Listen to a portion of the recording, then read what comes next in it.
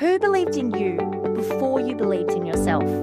For me, it was the women who saw something in me when I was just starting out. 20 years and 5 businesses later, I'm still here because they lifted me up when I needed it most.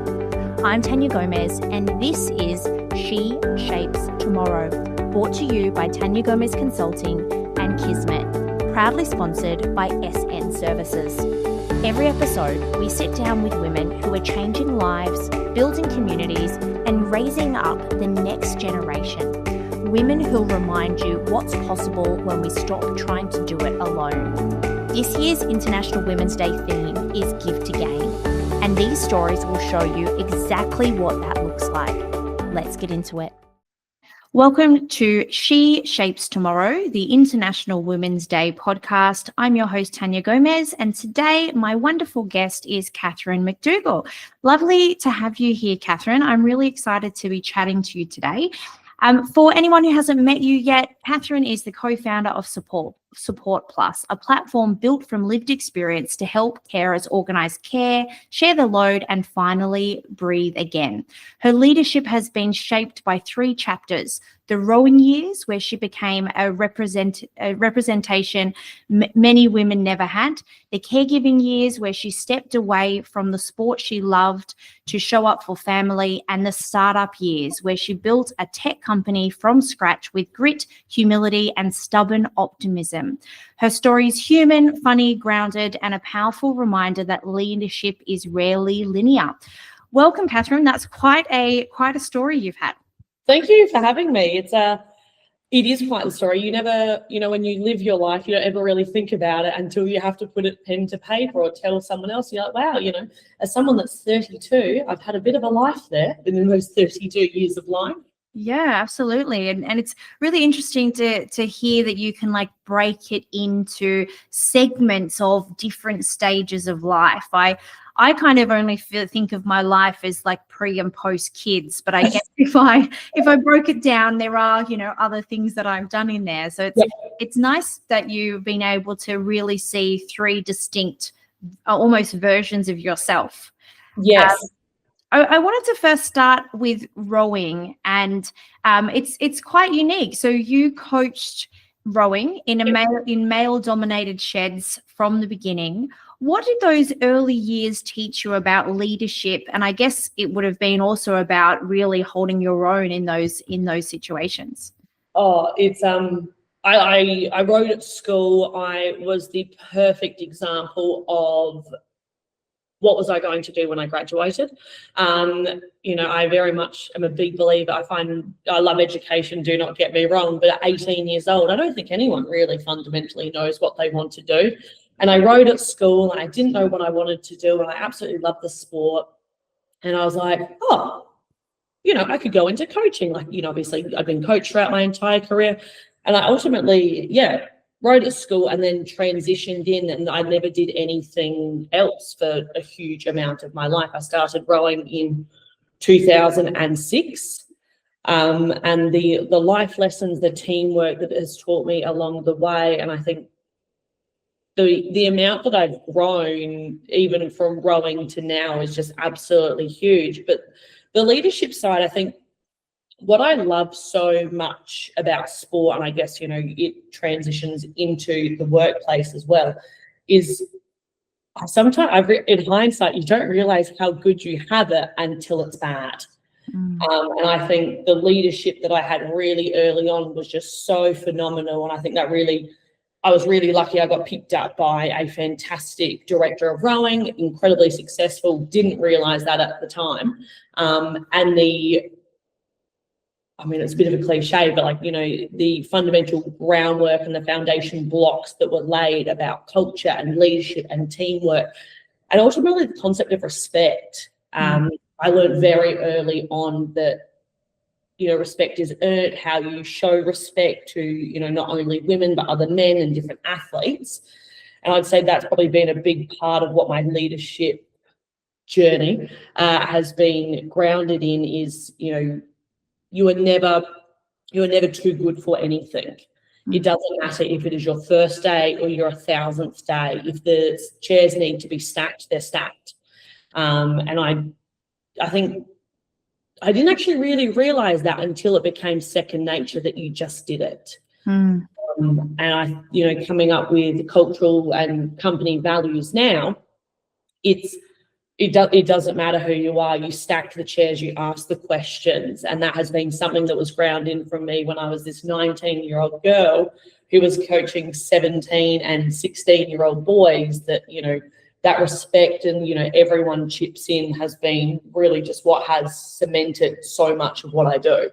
Yeah, I think that's one of the most amazing things about especially children growing up doing sport, and I'm talking as a mother, is just the resilience and the discipline. Yes. And I think also, so I have 3 boys and a little girl. My boys are teenagers, and they are basketball mad. They play basketball, they play rep basketball, they ref basketball, so they're at the stadium every day almost. Mm-hmm. And what I think I love about it most is actually that it's teaching them from somebody else that they think is cool, or that they do respect. Mm-hmm. That is, you know, and the lady who runs basketball is older than me and a lady, but yes. When she says it, it holds a lot more gravitas than when I say it's important to turn up, it's important to be there on time, you know, and all of those role models that they have, everybody else following the rules, everybody else being there on time, and then them seeing what happens if they don't, you know, if somebody else doesn't follow the rules and someone else doesn't play well or doesn't follow the rules, the consequences on the rest of the team, and them seeing that is something. I played sport, but I did swimming, which is very much an individual sport. Yeah, and so for me, I had to be there on time for practices, but actually watching my boys grow up in basketball teams, and they've been in the same team since they were 5 years old, and now they're 14. What the development of that, and that the culture that is formed, is something that I didn't actually realize was so important.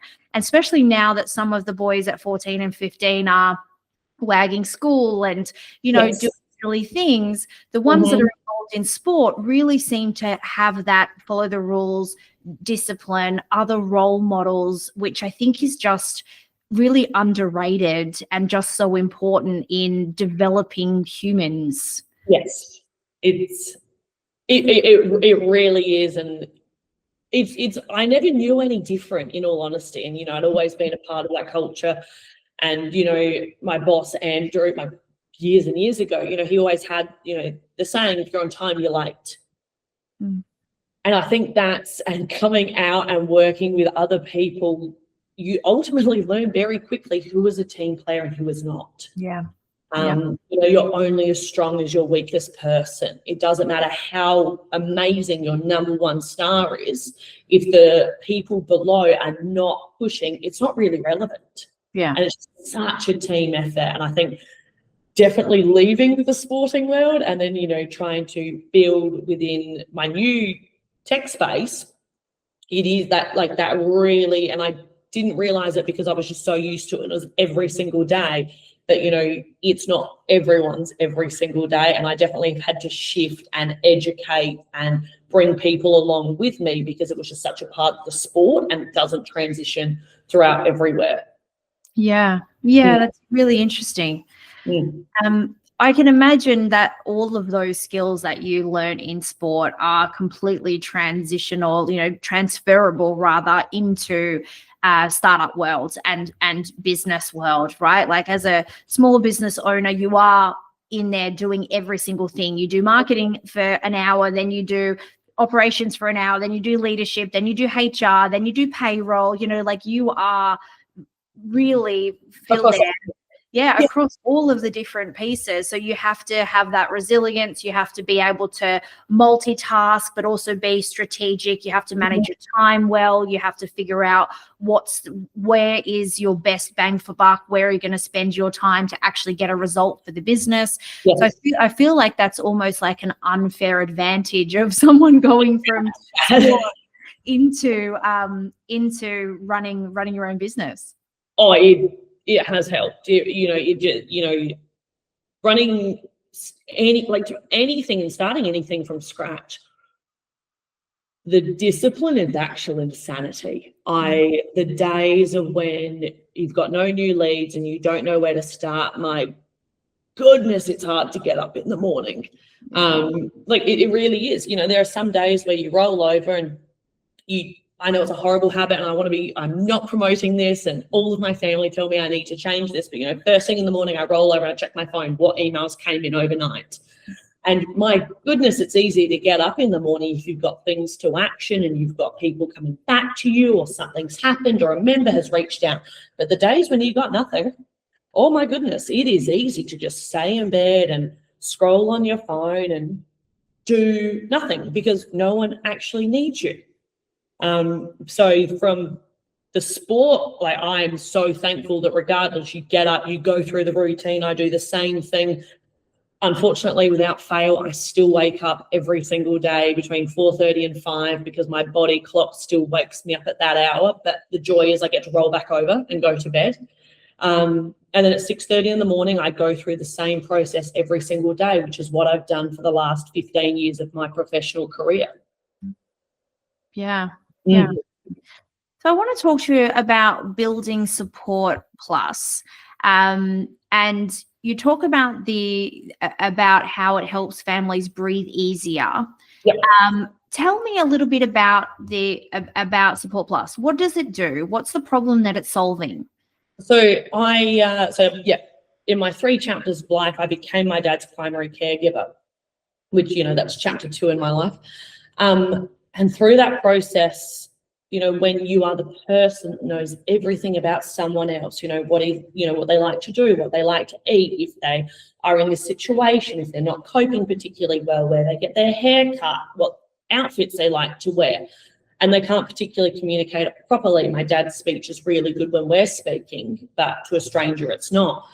And the platform addresses the problem of what happens to the person I care for if something happens to me. What if I need a break? What if I get called away for work?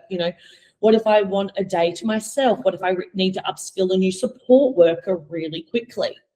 It is a dashboard where you can just download everything that you store in your head, that whether you need it because you can no longer care for someone full time, or you're having, a weekend getaway, someone else can step in, and the person that you support and care for, their life doesn't fall apart. Amazing. Is there a particular moment that made you realize that this was needed and that the system as it is doesn't work? There have actually been many.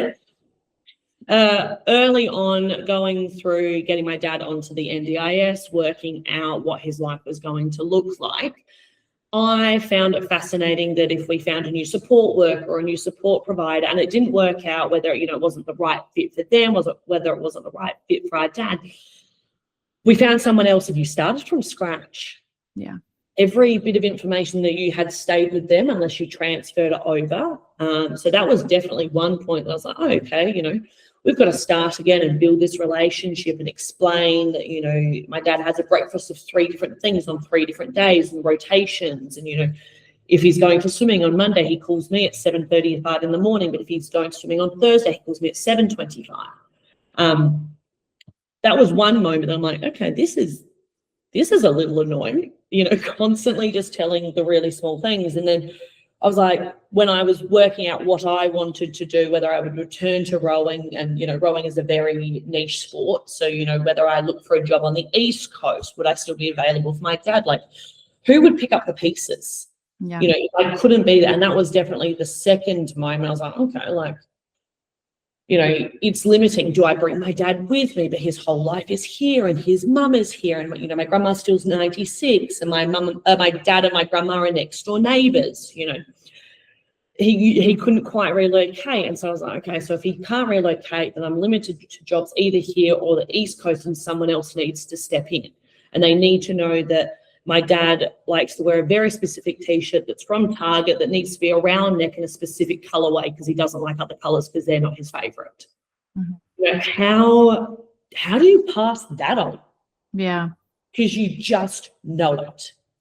Yeah. And I think they were really the 2 moments where I'm like, this is really annoying. What if, And I'm not a worst case scenario planner, but, you know, it was still through the height of COVID. You know, what happens if I got sick and I got COVID and I couldn't care for my dad? Who steps in? And I was chatting to my mum about this. And my parents are divorced. They've divorced years and years ago, but they are still very good friends. We're having Christmas together. And she was like, you should chat to my really good friend, Susan, who's also going through a really similar situation. Her adult son lives with disability and she is his primary caregiver. And that's, you know, how it came to be. Amazing. And so then you decided to build a tech company without a tech background, which sounds like fun. I'm actually doing a similar thing at the moment, so I do feel your pain there. Are there moments that you thought, I've got no idea what you're doing? And if there were, how did you, I guess, combat that and push through? I look back on it and I realised the things that I have learned. I love the tech space, do not get me wrong, but my goodness, the acronyms they use, it is humbling when you're in a meeting speaking to, you know, developers and, you know, instead of calling someone developer, they're called dev. And I'm good friends with a guy called Div who's also a dev and dav. And you're like, what is happening?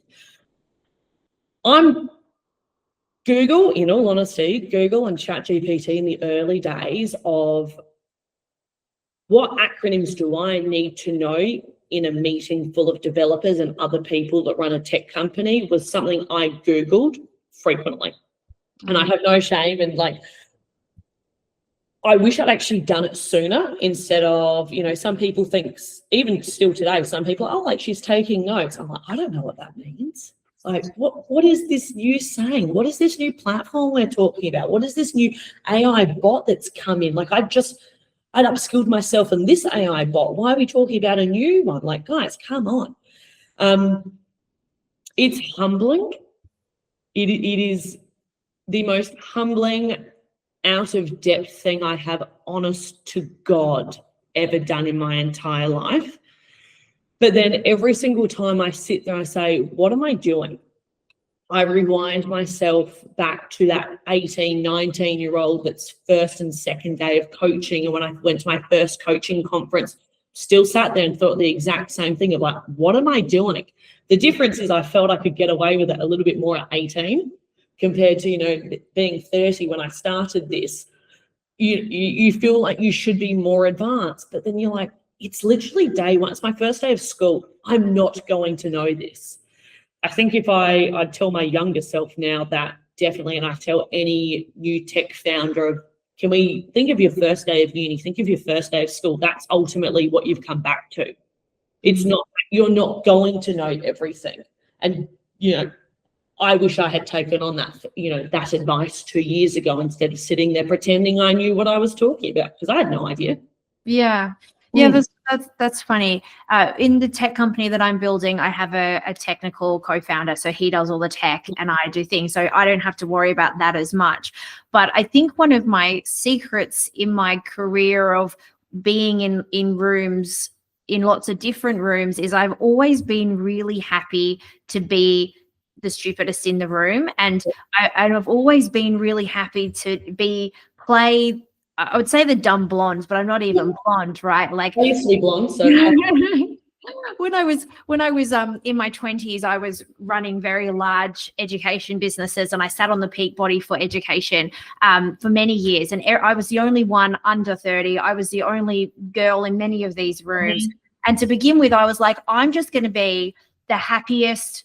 You know, my husband calls me a puppy dog. You know, when I ask him why he married me, he says, because you're just so excited by everything. You're so happy all the time. And I was like, I'm just going to play that person. I'm going to play the dumb blonde. I'm going to go in there and be happy to get the coffees. I'm going to be happy to write the notes. I'm going to write the best notes they've ever seen. I'm going to, you know, and just be really happy to be the silliest person, because I knew that if I could get in rooms with smarter people, I would learn things. Sure. And I kind of thought as I get older, that would stop. But I've actually found that I've just found my way into rooms with still smarter people than me. Yes. And still be happy to go, sorry, I don't understand that. Could you say that for me again? Or could you repeat that to me like I'm 10? Yeah. And like be really happy. And I was meeting with someone recently. I won't say who they were, but is their first year in business, and we're very close.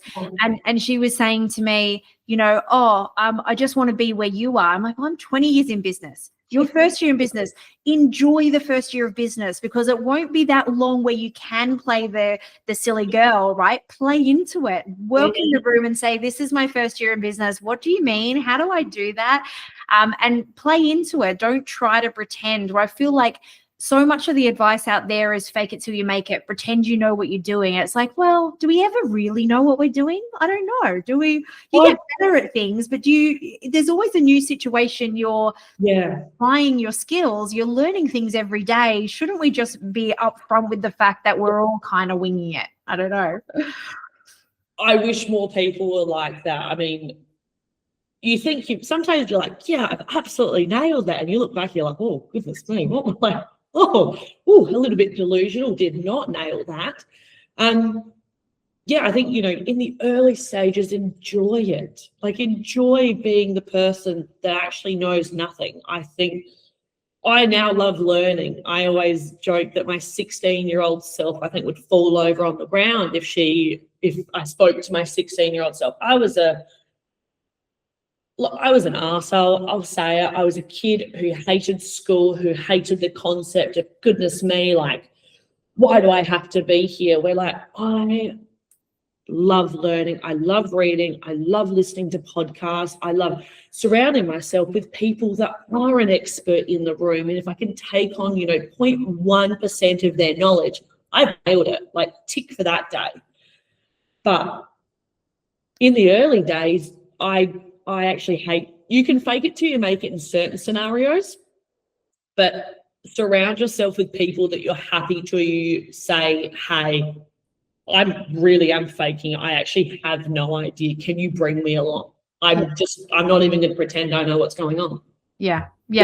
With my co-founder in Auditly, our AI policy platform, I'm constantly saying to him, I know this is a stupid question, and he's like, no, there's no stupid question. So luckily he's happy to answer all my silly questions, but I certainly don't pretend that I'm an expert in any way. I know where my expertise lies and where my value lies in this project, and it's not the tech side. And I'm not going to pretend that all the Googling is going to get me to your 10 years degrees and your 20 years of experience doing it. So I'll add value where I can, but at the end of the day, if you tell me that it really can't do it, or, it isn't possible for whatever reason, I'm going to have to defer to you and trust your expertise. I wanted to talk now about this concept of women's invisible load. And when I read what you had written in advance for this interview, you talked about stepping away from sport to care for your dad and becoming his primary caregiver. And you said that you don't think that a man would have done what you did. And I felt that was really relatable, and there would be lots of people that would really resonate of that invisible load that women still seem to carry. And I guess my question for you around that was around, what did caregiving teach you about strength, vulnerability, and also about this quiet leadership that women carry with us? Yeah, I feel like some men would, but statistically, I personally do not know a single man that would. Yeah. I know I have a friend who had a really similar scenario. A parent became incredibly unwell, and they really similar. And I fully support their decision. I want to be really clear. Everyone gets to make their own decision, but I think it was a combination of my own stubbornness, knowing that I could do a better job than anyone we brought in, and I do know that. And also my family were incredibly close. When my dad was first discharged from hospital, he was living with my sister. So it became such a team effort. She relocated, she worked from home so she could be there full time. And then it really was just a family decision. And my dad is really the only male in the family. Between my mother, her sisters, my aunt, my sister, my grandma, it's this female, it really is the female. I think women really just have the ability to make it work. It's that silent, you get up and you think about it. You know, you've made more decisions by 9 o'clock in the morning than anyone else. It's, yeah, this silent load that women just carry every single day. And they, whether it's at home, whether it's in the workplace, I find between, you know, my sport and, you know, working within this tech space, the glasses get loaded into the dishwasher. Women do the things that keep things running. And I wish more men acknowledge that. And I wish more people acknowledge that, you know, it is just that fundamental. Women just make it work in small gestures, you know, the ones that, you know, fill up, you know, wipe down the benches.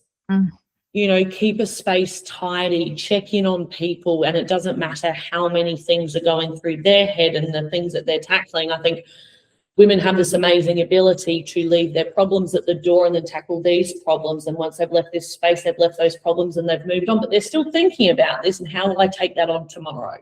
Yeah. But I think, yeah, my entire family, we are working women. My mother, you know, incredibly career driven, but, you know, she's had 2 children and, you know, she returned to work when my sister was 6 weeks old. You know, my dad worked full time. Like, it's just we are a family of people that make it work. And that silent load that women just carry and just making it work, I really wish more people would acknowledge. And I definitely noticed that, you know, there are some people that it just falls apart that little bit if they're away for a day and people are, oh, like, how did that happen? And you're like, I can tell you exactly how that happened. So-and-so wasn't available for the day and no one picked up the small bits and pieces that she does. Yeah. Yeah, I have a very supportive husband who's really amazing, but with 4 children and traveling interstate a lot and you know, all of the things that I manage, I do find that it is all those little things like packing the extra goggles for someone's swimming bag, you know, all those things, which actually I'm now tying the connection back to your app and your tech system, which is all those little things which actually does make that quality of life. It's those little things that combine together to create a life someone wants to live, or, you know, creates those little home touches that makes a difference between a house and a home. Yes. All those little things that I guess are those, you know, that women often do. It's, you know, bringing the mail in and, you know, all, you know, for me, it's constantly putting shoes away. I have so many shoes all over my house all the time. Little things like that my husband's happy to walk past the shoes 10 times where I'm like, well, I just pick them up and put them away so that they're away, you know, or I'll just scream at the children and get them to do it. Either way works. It's those things. Yeah. And for me, whenever I think about women's loads, there's this beautiful scene in a movie, a Sarah Jessica Parker movie. I can't remember the name of the movie, but she sits down at night and the husband goes to sleep and she sits there and she closes her eyes and this big to-do list comes up of do. And I remember watching that and saying to my husband, do you have that list in your head? And he's like, I go to sleep. I'm like, I constantly have a to-do list in my head. I'm constantly thinking about who am I picking up? Where am I going? Who am I talking to next? What does this look like? Where, you know, and I get quite upset if I forget something or miss something, where I feel like those little things are potentially not as important always to my husband. I don't want to be too stereotypical and say all men, but at least in my household, it seems that I very much worry about those things and creating those experiences where it's not all the case for everybody. Correct. I think that just is fundamentally, ultimately the difference between men and women. It's not, and I know it's not all men, I know it's not all women. I've got female friends that are like, what do you mean? Like, you just do all these things? Like, I think it does come down to the individual person. But yeah, I would say the silent mental load of what women just carry and their ability to just make it work. Yeah. I love that though. I I do love about women just how resilient they are and just how capable. And, you know, the ultimate example of this is childbirth, right? Like if men had to give childbirth, had to give birth to children, we would just have no more children. And that's why women have to do it, right? So perfect example in my head. You know, a friend of mine, her husband had his appendix out and she'd just given birth to their child.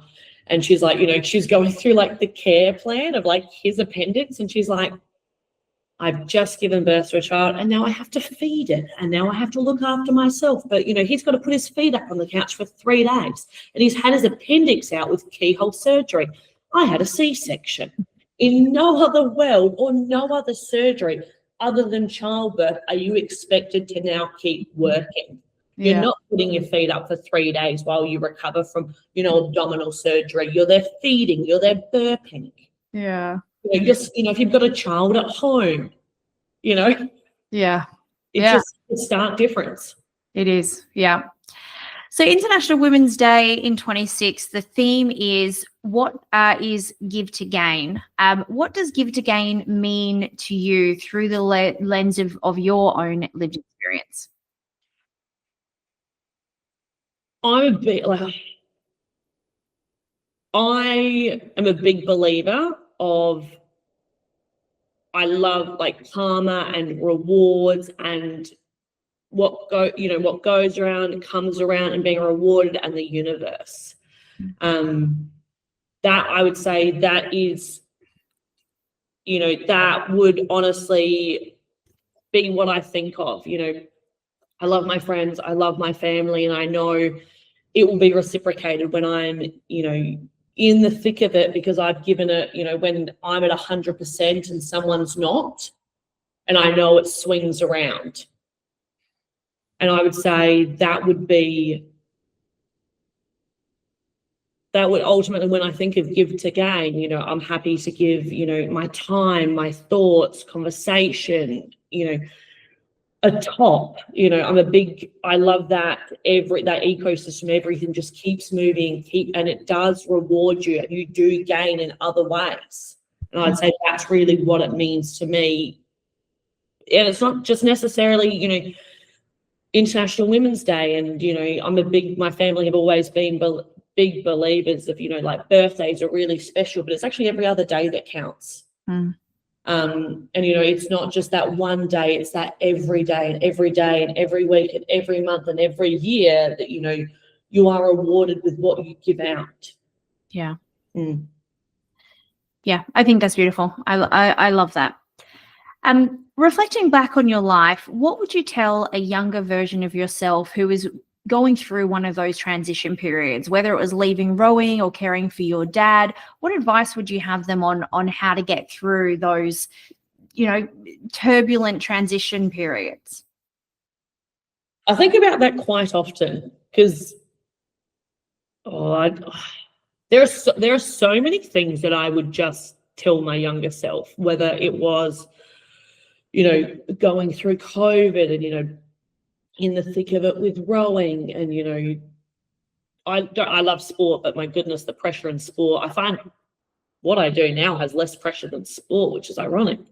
You know, going through that caregiving, you know, starting a tech startup company due to my own stubbornness and you know, didn't want this to be my problem, but I was like, if it's not my problem, whose problem is it going to be?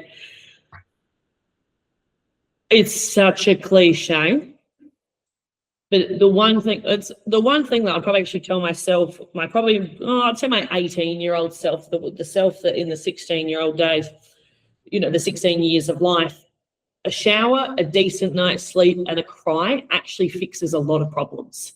You don't actually need to hold it all together, because when you do, it implodes spectacularly.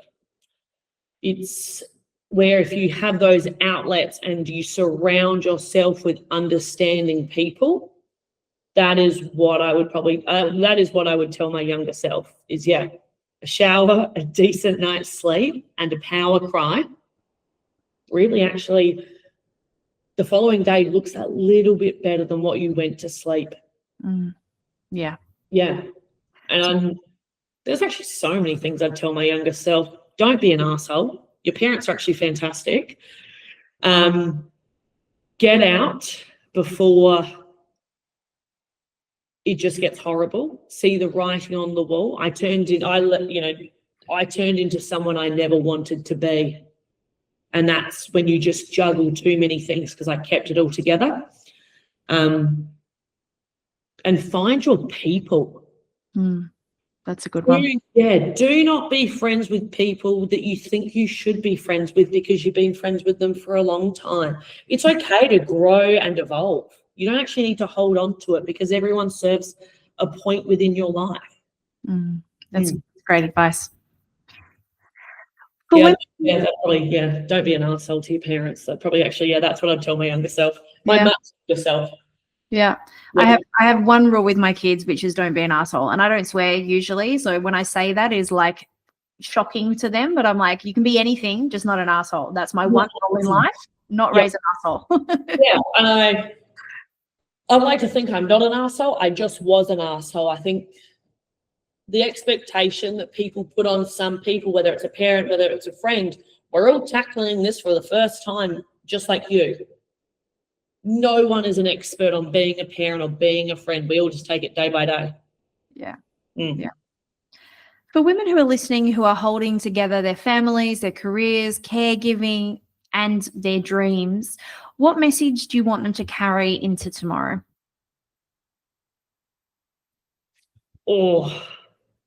When you're in the thick of it and when you're not in the thick of it, when you're having an amazing day and when you're having a bad day, still do one thing for you. Whether it is a cup of tea when I was in the thick of it was really a godsend some days. And when I'm having a great day, I still have that cup of tea. When the going gets tough, don't get rid of those really small things that you do for your own sanity. Yeah, I love that. Finally, if someone wants to get in touch with you, learn more about your work and more about Support Plus, what's the best way for them to get in touch? There are so many. I mean, I've actually recently taken up TikTok, Carer Talk. It's a fascinating world, and my dad loves it. You can find us on all forms of social media, from TikTok under Support Plus, where my dad refers to himself as the talent because he loves making videos. Instagram, Facebook, you can find us at supportplus.net.au. We're always on email. I'm happy to speak to anyone, whether you are a carer, whether you don't actually realize you're a carer, whether you're in a tech startup space. Email me, send me, we've got a form on our website, send me a DM, send me a messenger, comment on TikTok. I'll chat to anyone about anything caregiving, being a female tech startup, and especially when you're not a tech founder. Yeah, awesome. Yeah. And you'll be at our Adelaide International Women's Day event on the 10th of March. And so come along and chat to you then also. Definitely. I will even remember business cards this time, unlike the last event I went to, where I just had to, that's where I learned about LinkedIn and the QR code. It was that was a humbling moment as a tech founder when I didn't even know about a QR code on LinkedIn. Yeah, I had that experience recently also. Thank you so much for your time today. It's been awesome, and I'm looking forward to meeting you soon in Adelaide. Can't wait. It'll be wonderful. I'm really looking forward to it. See you then. Thank you. Wasn't today's guest amazing? Imagine being in a room with over 100 women like her. That's our 2026 International Women's Day events, happening across Western Sydney, Gold Coast, Adelaide, and Perth this March. You'll meet women building businesses you want to learn from. Leaders are solving problems you're facing right now, and the kind of people who become your text at midnight support system. That's not networking, that's give to gain. Find your event at taniagomez.com.au. I'll be there, and I hope you will be too.